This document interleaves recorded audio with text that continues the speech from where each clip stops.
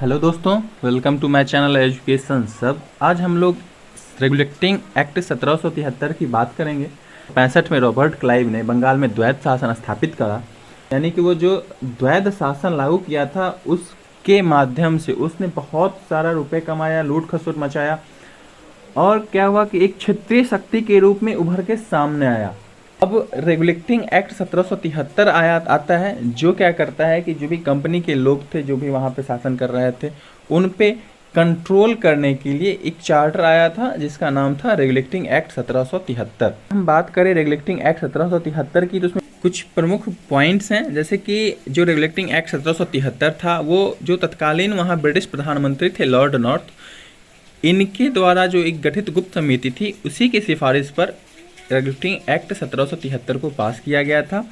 अगर दूसरे पॉइंट की बात करें तो रेगुलेटिंग एक्ट का जो मुख्य उद्देश्य था वो था कंपनी के जो कार्य थे, ठीक है, यानी कि जो भारत में कर रहा था या ब्रिटेन में, ठीक है, दोनों स्थानों पे नियंत्रित करना था रेगुलेटिंग एक्ट के माध्यम से। तीसरी बात ये थी कि भारत में ईस्ट इंडिया जो कंपनी थी उसके कार्यों को नियमित एवं नियंत्रित करने की दिशा में यह पहला कदम था, यानी कि इससे पहले जो काम कर रहे थे और अब जो काम करेंगे ये एक कंट्रोल के माध्यम से करेंगे। इसलिए यहाँ पे कह रहा है कि कार्यों को नियमित एवं नियंत्रित करने की दिशा में पहला कदम था। इसके द्वारा ही कंपनी को प्रशासनिक और राजनीतिक कार्यों की मान्यता मिलती, यानी चूंकि पहले तो व्यापार के लिए ही सिर्फ थे, ठीक है। अब 1765 से जब द्वैध शासन लगा था, फिर हेस्टिंग्स आया, उसको हटाता है। लेकिन चूंकि अब बहुत सारे राजा महाराजाओं को सैनिक दे रहा था, उनके साथ प्रशासन देख रहा था, फिर उनके राजनीतिक कार्यों में हस्तक्षेप कर रहा था। चूंकि इस तरह से जो है कंपनी के प्रशासनिक और राजनीतिक कार्यों को 1773 के माध्यम से मान्यता मिलती है और भारत में केंद्रीय प्रशासन की नींव पड़ी, ठीक है। यहाँ पे भारत में जो केंद्रीय प्रशासन की नींव पड़ती है कंपनी के लिए पड़ता है, ना कि पूरे भारत के लिए, ठीक है। चूंकि प्रशासनिक और राजनीतिक कार्यों को मान्यता मिल गई थी। अब आगे देखते हैं रेगुलेटिंग एक्ट 1773, इसके कुछ प्रमुख प्रावधान हैं जो इस प्रकार हैं। यानी कि रेगुलेटिंग एक्ट 1773 के माध्यम से कलकत्ता में जो गवर्नर पद था, अब उसको क्या किया, गवर्नर जनरल पद का नाम दे दिया जाता है और उसकी सहायता के लिए 4 सदस्यीय कार्यकारी परिषद का गठन किया जाता है। यानी कि अब गवर्नर के साथ 4 जने और थे जो उसकी सहायता करेंगे किसी भी निर्णय में, जिनका कार्यकाल जो था वो 5 वर्ष का होता था।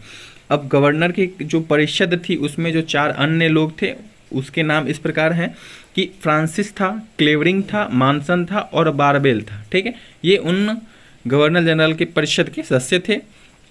अब गवर्नर जनरल को उसके बाद बंगाल में जो फोर्ट विलियम की प्रेसिडेंसी थी उसमें सैनिक व असैनिक शासन का अधिकार दे दिया गया था। और जो 1773 का एक्ट है, इसी के माध्यम से कलकत्ता में एक उच्चतम न्यायालय की स्थापना की जाती है 1774 में, जिसके अंतर्गत बंगाल, बिहार और उड़ीसा शामिल रहते हैं। कहने का मतलब है कि इससे अब क्या था कि जैसे क्लाइव के समय में लूट खसोट हो रहा था कंप्लेन करने में दिक्कत थी, कहाँ करेंगे नहीं करेंगे, वही चीज़ था कि अब क्या था कि जब अगर किसी लोगों को दिक्कत होता है या कंपनी में किसी को दिक्कत होता है तो वो कहाँ कंप्लेन करेंगे, तो उच्चतम न्यायालय में करेंगे। इसके बाद अब उच्चतम न्यायालय की स्थापना हो गई थी, तो अब क्या था, न्यायालय में तो मुख्य न्यायाधीश चाहिए। तो इसमें जो है सो प्रथम मुख्य न्यायाधीश जो थे सर एलिजा इम्पे थे और इनके सहयोग के लिए 3 और न्यायाधीश थे जिनका नाम चैम्बर्स, लिमेस्टर और हाइड था। इस क्रम में अगर हम देखें तो जो उच्चतम न्यायालय था इसमें जजों की नियुक्ति करने का कार्य करती थी ब्रिटिश क्राउन, और इनको अगर हटाने का भी बात आता था तो वो जब उनको हटाता तो वो भी ब्रिटिश क्राउन ही हटाता।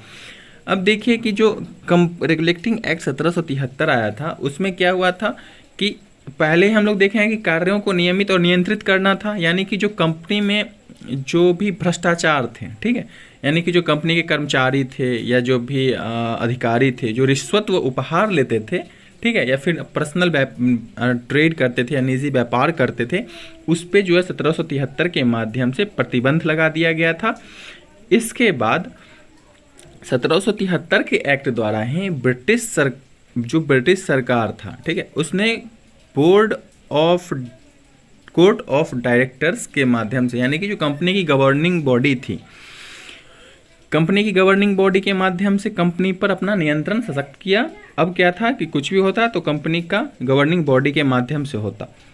अब इसने क्या किया है कि राजस्व, नागरिक व सैन्य मामलों की जानकारी ब्रिटिश क्राउन को देना अनिवार्य कर दिया था। अब कुछ इंपॉर्टेंट फैक्ट्स की बात हम कर लें तो सबसे पहली बात 1773 का रेगुलेटिंग एक्ट था।